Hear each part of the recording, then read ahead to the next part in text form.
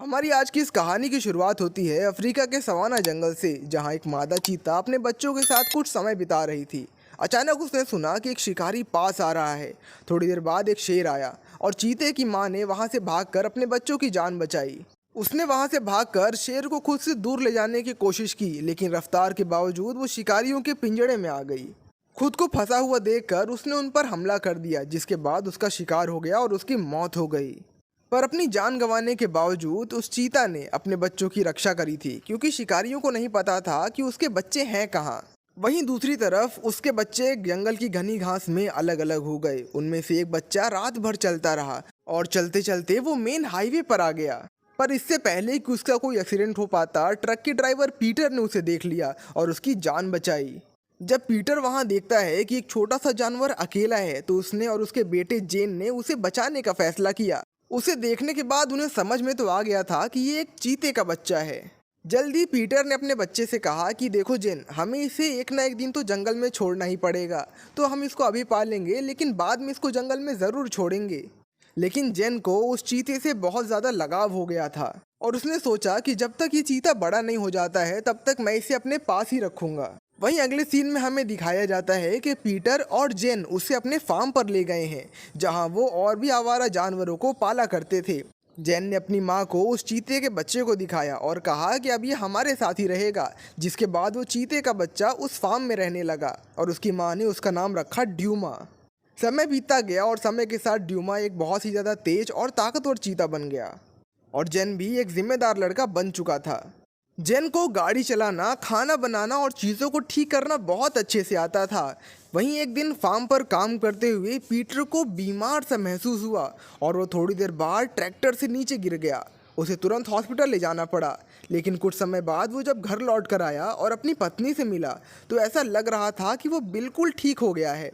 अगली सुबह उसे जेन को बुलाया और कहा कि हम डूमा के साथ एक दौड़ लगाएंगे, ताकि देखा जा सके कि वो कितनी तेज भाग सकता है। पीटर मोटरसाइकिल पर बैठ गया और जेन साइड कार में बैठ गया और वो रास्ते पर तेजी से भागने लगे। जेन ने कैमरे से सब कुछ रिकॉर्ड किया। उसने देखा कि डूमा तो उन्हें आसानी से पीछे छोड़ दे रहा है और चीता 50 मील प्रति घंटे की रफ्तार से भाग रहा है। घर वापस आकर क्रिस्टल ने अपने बेटे को पढ़ाई करवाई, लेकिन अचानक वो रो पड़ी। जिसके बाद उसने उससे पूछा कि आखिर तुम रो क्यों रहे हो, क्या हुआ। पर जैन की माँ ने उसे बातें छुपाई थी। जिसके बाद अगली सुबह जैन और ड्यूमा ट्री हाउस में खेल रहे थे, जब पीटर वहां आया और कहने लगा कि अब समय आ गया है कि हम इसे जंगल में छोड़ें। अब हम इसे अपने साथ और नहीं रख सकते, क्योंकि अब दोनों के दोनों बड़े हो रहे थे और चीता को साथ में रखना खतरनाक हो सकता है। आखिरकार वो है भी तो जानवर ही। लेकिन जैन अपने दोस्त को छोड़ना नहीं चाहता था। पीटर ने जोर दिया और एक नक्शा दिखाकर उससे कहा कि देखो, ये पास की पहाड़ी है जहाँ पर हम इसे छोड़ देंगे और ये घर से थोड़ी ही दूर है, तो तुम जब चाहो इससे मिलने जा सकते हो। उसने उससे ये भी कहा कि ड्यूमा वहाँ बहुत अच्छे से रह सकेगा। पीटर ने वादा किया कि अगले हफ्ते हम पिकनिक मनाने जाएंगे और अपने हर हफ्ते का आखिरी दिन हम ड्यूमा के साथ मनाएंगे। लड़के के पास और कोई ऑप्शन नहीं था और इसीलिए वो उनकी ये बात मान गया। लेकिन एक रात में जैन और ड्यूमा को एम्बुलेंस की आवाज़ सुनाई दी। जैन भाग कर गया और अपनी माँ को देखा, जिसके बाद उसकी माँ ने अपने बेटे को गले लगाया और कसकर रोने लगी। उसने उससे कहा कि तुम्हारे पिता की तबीयत अब की बार और ज़्यादा खराब हो गई थी और इस बार हम उन्हें बचा नहीं पाए। अगली सुबह उसका अंतिम संस्कार हुआ और जैन ने अपने प्यारे पिता को एक आखिरी बार देखा। अगले कुछ दिन उनके परिवार के लिए बहुत ज़्यादा मुश्किल से बीते। सब के सब नए हालातों में ढलने की लगातार कोशिश कर रहे थे। फिर क्रिस्टिन ने अपने बेटे से कहा कि हम ये फॉर्म किराए पर देंगे और हम शहर में जाकर रहेंगे, क्योंकि अब तुम्हारे पिता की गैर मौजूदगी में इतना सब सामान या फिर इतना बड़ा फार्म अकेले संभालना मेरे लिए तो नामुमकिन है। और उसकी माँ वहाँ से हटकर शहर में अपनी बहन के साथ रहना चाहती थी, पर जैन को ये बिल्कुल भी मंजूर नहीं था। वो अपने दोस्त को बिल्कुल भी नहीं छोड़ना चाहता था। जिसके बाद उन्होंने फैसला किया कि जब तक कोई नेशनल पार्क वाला आदमी आकर उनसे ड्यूमा को नहीं मांगता, तब तक वो ड्यूमा को अपने साथ ही रखेंगे। जिसके बाद वो लोग पूरे परिवार के साथ जैन की मौसी के घर चले गए। पर उस घर में उसको अपने घर में चीता देखकर बिल्कुल अच्छा नहीं लग रहा था। क्रिस्टीन ने वादा किया कि देखो, ड्यूमा एकदम शांत जानवर है, वो कुछ नहीं करेगा।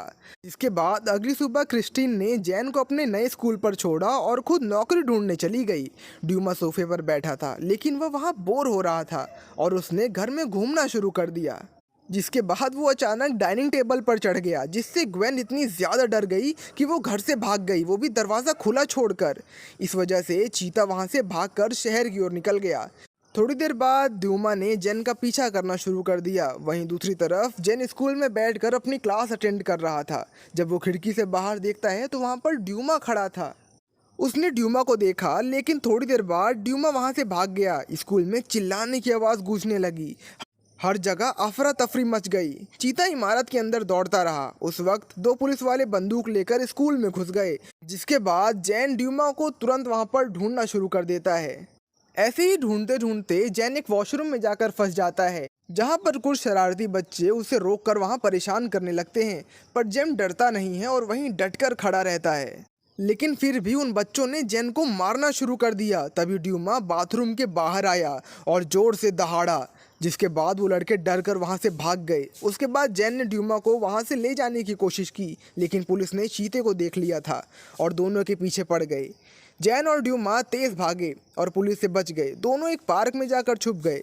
जब मामला थोड़ा ठंडा हो गया था तो जैन को समझ में आ गया कि इतने बड़े शहर में ड्यूमा को रखना बिल्कुल भी अच्छी बात नहीं, और वो यहाँ पर बिल्कुल भी। जिसके बाद जैन को याद आया कि उसके पापा का एक फार्म भी तो है जो कि पहाड़ी की उस तरफ है, और इसीलिए वो लोग वहाँ पर जाने का फैसला करते हैं। वहाँ पर जाने के बाद वो लोग वहाँ से कुछ सप्लाईज उठाते हैं, जैसे कि मोटरसाइकिल की चाबी, मोटरसाइकिल और कुछ नक्शा। वो लोग वहाँ से रास्ते के लिए निकल लेते हैं, लेकिन कुछ घंटों बाद मोटरसाइकिल का पेट्रोल ख़त्म हो गया, जिसके बाद उसे एक सुनसान रास्ते पर रुकना पड़ा, जिनके पास सिर्फ एक ही बोतल पानी था। दोनों ने मोटरसाइकिल को धक्का लगाया और थोड़ा आगे चलकर उन्हें क्रैश हुआ प्लेन दिखाई दिया। जैन ने फैसला किया कि अब हम यहीं पे अपना ठिकाना बनाएंगे। जिसके बाद वो प्लेन के अंदर सो गया और ड्यूमा बाहर पहरा देता रहा। रात होने वाली थी जब ड्यूमा ने दूर से एक आदमी को आते हुए देखा। वो आदमी रेगिस्तान में मोटरसाइकिल देखकर उसे चुराने की कोशिश कर रहा था। शोर से जैन जाग गया और पूछा कि कौन है बे तू। तभी ड्यूमा उसके पास आ गया और वो आदमी घबरा गया। घबराहट में उसने अपनी चाकू निकाल ली, लेकिन जैन उसे रोकता है। वो उससे कहता है कि कुछ मत करो, ये मेरा पालतू है, यानी हम दोनों भाई भाई की तरह हैं। थोड़ी देर तक बातचीत करने के बाद उस आदमी ने बताया कि मेरा नाम रिप है और मैं दक्षिण दिशा की तरफ जा रहा हूँ। जिसके बाद जैन उसे बताता है कि ये दक्षिण दिशा नहीं है ढक्कन, दूसरी दिशा में आ गया है तू। जिसके बाद उसने उनसे वादा किया कि थोड़ा पानी पीने के बदले उन्हें मोटरसाइकिल पर राइड मिल सकती है। रिप मान गया और उसे अपने छोटे से पालतू बंदर से मिलवाया, मजाइका, जो कि उसे सफ़र के दौरान ही मिली थी। अब उन्हें कुछ भी करके रेगिस्तान से निकलने का रास्ता ढूंढना था और वो चारों अब एक साथ हो गए थे। वहाँ से कुछ दूर तक चलने के बाद प्लेन के अंदर देखते हुए जैन को एक पैराशूट मिला। पैराशूट को देखते ही उसे एक आइडिया आया। सुबह उसने पैराशूट को एक लकड़ी में बांधकर मोटरसाइकिल से जोड़ दिया। जैसे पानी में हवाओं की मदद से बोट चलती थी, उसी तरह से अब रेगिस्तान में हवाओं की मदद से ये चापू चलेगा। यानी पेट्रोल की प्रॉब्लम तो यहाँ पर सॉल्व हो गई है।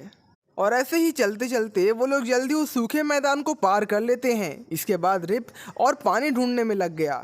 उसे एक ज़मीन का हिस्सा मिला जहां उसे लगा कि नदी ज़मीन के अंदर बह रही है। उसने खुदाई शुरू कर दी और कुछ देर बाद इतना पानी मिल गया कि बाकी का सफ़र बड़ी आसानी से कुट जाना चाहिए था। लेकिन अभी तक उनके पास खाना नहीं था, जिसके थोड़ी ही देर बाद वो वहाँ पर खाना ढूंढना शुरू कर देते हैं। थोड़ी दूर पर ही जैन को वहाँ एक ऑस्ट्रिच दिखता है और वो सोचता है कि चलो अब ड्यूमा की थोड़ी काबिलियत चेक की जाए कि कहीं ऐसे रहते रहते पेट तो नहीं बन गया है, इसके अंदर का जानवर अभी ज़िंदा है कि नहीं। जिसके बाद वो ड्यूमा को इशारा करता है और ड्यूमा और वो ऑस्ट्रिच दोनों जंगल में गायब हो जाते हैं। कुछ देर तक कोई संकेत न मिलने के बाद वो वापस जंगल में जाकर देखते हैं तो वहाँ पर देखते हैं कि ऑस्ट्रिच का तो कोई पता नहीं है, लेकिन ड्यूमा ऑस्ट्रिच के अंडों के पास बैठा है। रिप ये देखकर मुस्कुराता है और कहता है कि अगर यही हालत रही तो तुम्हारा ड्यूमा अफ्रीका में सरवाइव नहीं कर पाएगा, इसे असली शिकार करना सीखना पड़ेगा। ऐसे ही थोड़ी देर बातचीत करने के बाद जैन ने उसे एक नक्शा दिखाया और कहा कि हमें यहाँ पर जाना है। नक्शा देखने के बाद रिप उससे कहता है कि अगर तुम्हें यहाँ पहुँचना है तो तुम्हें ओकावैंगो से गुजरना पड़ेगा। ये बहुत खतरनाक जगह है, वहाँ बहुत से कम लोग जिंदा बच के निकल पाते हैं। उसने कहा कि बेहतर यही होगा कि तुम शहर चले जाओ और इस चीते को बेचकर कुछ पैसे कमा लो। लेकिन जैन ने मना कर दिया। वो बोला पागल है क्या बे। उसने कहा कि वो अपने दोस्त को कभी नहीं बेचेगा। जैन के इस मजबूत इरादे को देखने के बाद रिप भी उसके साथ चलने के लिए तैयार हो गया। जिसके बाद वो लोग उसी रास्ते पर निकल जाते हैं जहां उनकी मंजिल उनका इंतज़ार कर रही होती है। दोस्तों वीडियो में आगे बढ़ने से पहले अगर आप इस चैनल पर नए हैं तो प्लीज़ वीडियो को लाइक करके चैनल को सब्सक्राइब कर दीजिएगा। आपके ऐसा करने से हमें मोटिवेशन मिलती है आपके लिए लगातार नई नई वीडियोस बनाते रहने की। खैर, वहाँ से जाने के बाद जैन ने अपने पिता की कंपास देखी जो वेस्ट की ओर इशारा कर रही थी, पर रिप दूसरे रास्ते से जाना चाहता था। इसके बाद जैन को उस पर थोड़ा बहुत डाउट होना शुरू हो गया। थोड़ी दूर तक चलते चलते वो लोग एक गांव में पहुंचे जहां पर इंसानों की हड्डियां बिखरी पड़ी थी।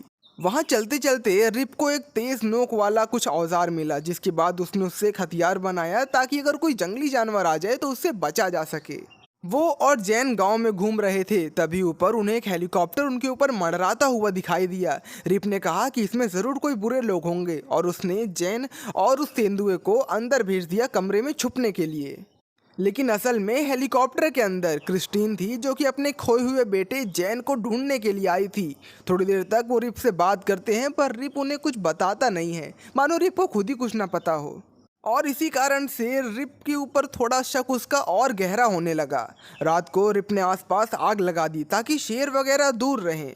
उसने उससे पूछा कि क्या तुम्हें मालूम है कि चीते के चेहरे पर जो काली लकीरें होती हैं वो क्या कहानी कहती हैं। जिस पर लड़का उन्हें बताता है कि उनके पापा ने बताया था कि ये सूरज की रोशनी से उनकी मदद करती हैं, उन्हें क्लियर दिखाई देता है। लेकिन रिप ने कहा कि ये एक बहुत पुरानी कहानी है।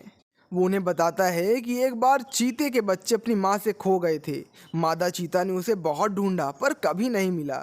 मादा को बहुत दुख हुआ और वो दिन रात रोती रही। फिर वो लकीरें हर एक चीते के चेहरे पर दिखाई देने लगी, माँ के दुख की निशानी के रूप में। और इस कहानी के बाद वो तीनों सो गए। अगले दिन सुबह रिप थोड़ा जल्दी उठ गया ताकि कुछ खाने वाने के लिए चीज़ें इकट्ठा करी जा सके। वहाँ खाना ढूंढते हुए वो एक हीरे की खदान में घुस गया। उसे लगा कि चलो चल के देखते हैं, क्या पता कुछ हीरे बचे हों। वहीं दूसरी तरफ जैन को रिप के ऊपर बिल्कुल भी भरोसा नहीं था, इसलिए वो ड्यूमा के साथ वहां से भाग गया। वहां से वो निकलने ही वाला था कि तभी उसने रिप की चीख सुनी। वो तुरंत अंदर गया और वो देखता है कि रिप मिट्टी के ढेर के नीचे दबा हुआ है। उसने उसके मुंह से मिट्टी हटाई ताकि वो सांस ले सके। जिसके बाद जैन वहां से जाने लगा। उसने कहा कि रिप, मुझे तुम पर बिल्कुल भरोसा नहीं है, हमें दूसरी दिशा की ओर जाना चाहिए था और तुम दूसरी दिशा की ओर जा रहे हो। मुझे पता है कि तुम मुझे शहर में ले जाकर कहीं छोड़ दोगे और मेरे प्यारे दोस्त ड्यूमा को बेच दोगे। रिप सफाई देता रहा कि नहीं नहीं, ऐसा कुछ नहीं है, पागल हो गया क्या तू। लेकिन फिर भी जैन नहीं माना। उसे लगा कि रिप अभी भी मुझसे झूठ कह रहा है। जिसके बाद वो ड्यूमा को लेकर वहां से चला गया और उनका सफर दोबारा शुरू हो गया, वो भी अकेले। कुछ घंटे बाद वो दोनों दोस्त पहाड़ों के नीचे एक लंबी नदी पर पहुंचे। मैक के हिसाब से तो उन्हें नदी को पार करना होगा, तभी वो अपनी मंजिल तक पहुंच पाएंगे। अपने पिता के सिखाए तरीके से जैन ने एक छोटी सी राफ्ट बना ली और नदी में कूद गया। जब वो लोग नदी में नीचे की ओर उतरे तो पहले तो पानी बहुत शांत लग रहा था, लेकिन कुछ देर बाद उसने देखा कि ड्यूमा अजीबो हरकतें कर रहा है। जब उसने थोड़ा ध्यान दिया तो उसे पता चला कि आगे की तरफ बहुत सारे बड़े बड़े पत्थर हैं और इससे उनकी राफ्ट टकरा कर जमीन में गिर सकती है। और हुआ भी कुछ ऐसा ही। थोड़ी देर बाद उनकी राफ्ट पानी में गिर गई और वो दोनों इस समय खुली नदी के बीच में थे। हालत तो तब और ख़राब हो गई जब उन्होंने देखा कि एक मगरमच्छ का झुंड उनकी तरफ बढ़ रहा है, उन पर हमला करने के लिए। जिसके बाद जैन ने रिप के वो भाला उठाया और उन पर हमला करना शुरू कर दिया। जैसे तैसे करके वो लोग अपनी जान बचाकर नदी के बाहर पहुंच गए। अब मगरमच्छों का खतरा तो टल चुका था, लेकिन एक और बहुत बड़ी समस्या उनके सामने खड़ी थी। वहां से जाने के बाद वो लोग एक कॉर्नफील्ड से बाहर निकले। दूसरी तरफ जैन ने एक बहुत बड़ा झुंड देखा अफ्रीकन भैंसों का और उन्हीं के साथ हो लिया। कुछ देर बाद उसमें भगदड़ मच गई और ड्यूमा उन अफ्रीकन भैंसों का शिकार करने के लिए उनके पीछे दौड़ने लगा। जिसके बाद जब जैन को कुछ समझ में नहीं आया तो वो भी उनके पीछे हो लिया, लेकिन ड्यूमा उनकी आंखों से बहुत जल्द ओझल हो गया। कुछ देर बाद खतरा और बढ़ने लगा क्योंकि रात होने वाली थी और ड्यूमा का कोई पता नहीं था। और ऐसे जंगल में रात में वो भी अकेले, जैन एक बहुत अच्छा शानदार शिकार बन सकता था। और होता भी कुछ ऐसा ही है। कुछ ही देर बाद उसका सामना एक जंगली सुअर से होता है। जैन डर के मारे जल्दी से पेड़ पर चढ़ गया। अभी एक जहरीली मकड़ी उसके ऊपर चल रही थी। जैन ने बिना हरकत किए वहीं सन्नाटे से बैठा रहा। जिसके बाद वो मकड़ी उसके ऊपर से चली गई और खतरा टल गया। जिसके बाद वो नीचे उतरा और वहां से चलकर ड्यूमा को ढूंढना शुरू कर देता है। कुछ देर बाद उसे ड्यूमा दिखता भी है। वो देखता है कि ड्यूमा शिकारियों के एक जाल में फंस चुका है। ये वो शिकारी थे जो जंगल के जानवरों को बेचने का काम करते थे। जैन को जल्दी से अपने दोस्त को बचाना था। जंगल में घूमते वक्त अचानक उसके चेहरे पर वही बंदर कूद गया जिसने जैन को कैन के साथ देखा था। वो बहुत खुश हुआ था और वो जंगली सुअर वापस आ गया था और उनके पीछे दौड़ने लगा। जैन भागने लगा पर कुछ देर बाद गिरकर बेहोश हो गया। ऐसा लग रहा था कि मानो सब कुछ खत्म हो चुका है। लेकिन फिर कुछ देर बाद जैन आगे जाकर बेहोश हो गया था। ड्यूमा उसके पास बैठा था और रिप उसे प्यार से सहला रहा था। दरअसल रिप ने ऐन वक्त पर आकर उस चीते की जान बचाई थी। जिसके बाद ऑब्वियसली जैन उससे माफ़ी मांगता है कि मुझे माफ़ कर दो, मैंने तुम पर शक किया था। लेकिन रिप ने कहा कि नहीं, तुम्हें माफ़ी मांगने की कोई ज़रूरत नहीं है।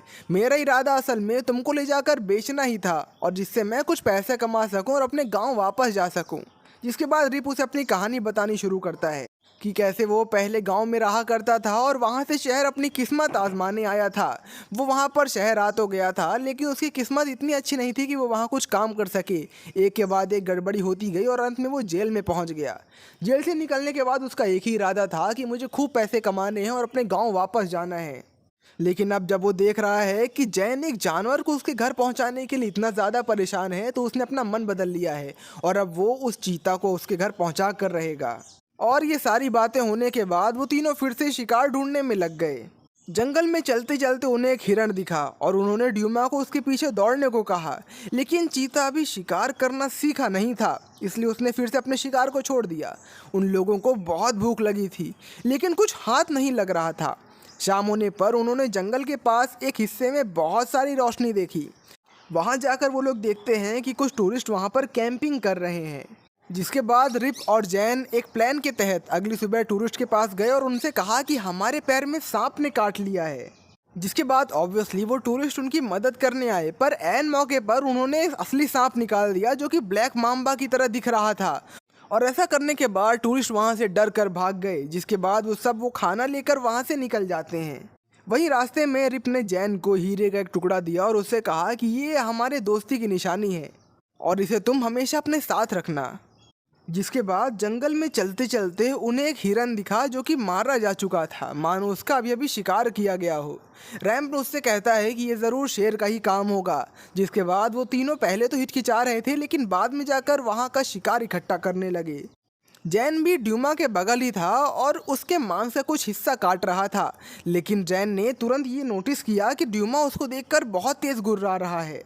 टिप उससे कहता है कि जंगल में होने की वजह से चीता की असली इंस्टिंक्ट अब धीरे धीरे बाहर आ रही है। खैर ये सारी चीज़ें खत्म करने के बाद वो लोग अपने रास्ते की तरफ निकल गए। रास्ते में उन्हें एक गुफा दिखती है। रिप वो गुफा देखकर तुरंत पहचान जाता है और बोलता है कि बचपन में मैं और मेरे पिता यहाँ काम करने आते थे। सब कुछ बदल चुका है और अब लग रहा है कि कुछ सालों बाद ये गुफा भी नहीं रहेगी। खैर वहाँ से निकलने के बाद वो लोग एक बड़े खेत से गुजरे और खेत से गुजरते ही उन्होंने देखा कि उनके ऊपर बहुत सारी मकड़ियों ने हमला कर दिया है। रिप ने बिना कुछ सोचे जैन की जान बचाने की कोशिश की और उस पर अपना कोट डाल दिया ताकि वो सेफ बचा रह सके। वो तो सेफ बच गया लेकिन रिप को मकड़ियों ने बहुत काटा जिसकी वजह से उसका पूरा बदन सूज गया था।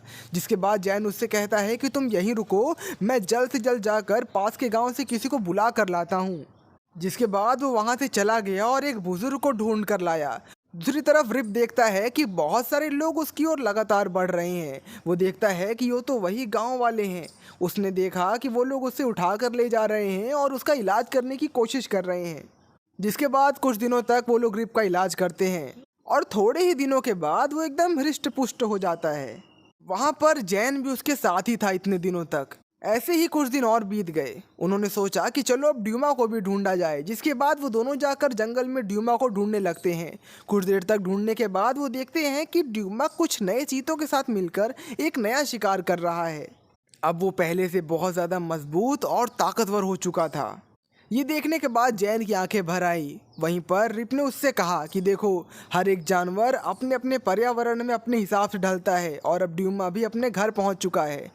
उसके इतना कहते ही ड्यूमा को अपने पिता की बात याद आई कि ड्यूमा को भी एक दिन अपने असली घर जाना ही होगा। जिसके बाद जैन ने ये मान लिया था कि वही उसका असली घर है और वो उसे छोड़कर वहाँ से चला गया। वो वहाँ से कुछ ही दूर गया था कि ड्यूमा उसके पास वापस आकर उसे प्यार करने लगता है जैसे वो हमेशा से किया करता था।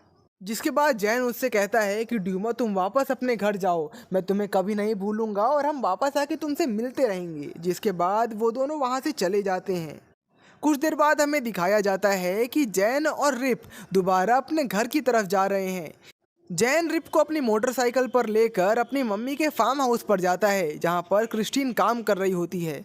क्रिस्टीन को अभी भी पूरा भरोसा होता है कि उसका बेटा ज़रूर वापस आएगा और आखिरकार उसका यह भरोसा पूरा भी होता है। थोड़ी देर बाद जैन वहां पर आता है और अपनी मम्मी से कहता है कि अब मैं जिम्मेदार हो चुका हूं और पापा का सारा काम करूंगा, इस फार्म हाउस को भी संभालूंगा और आपको भी। और इस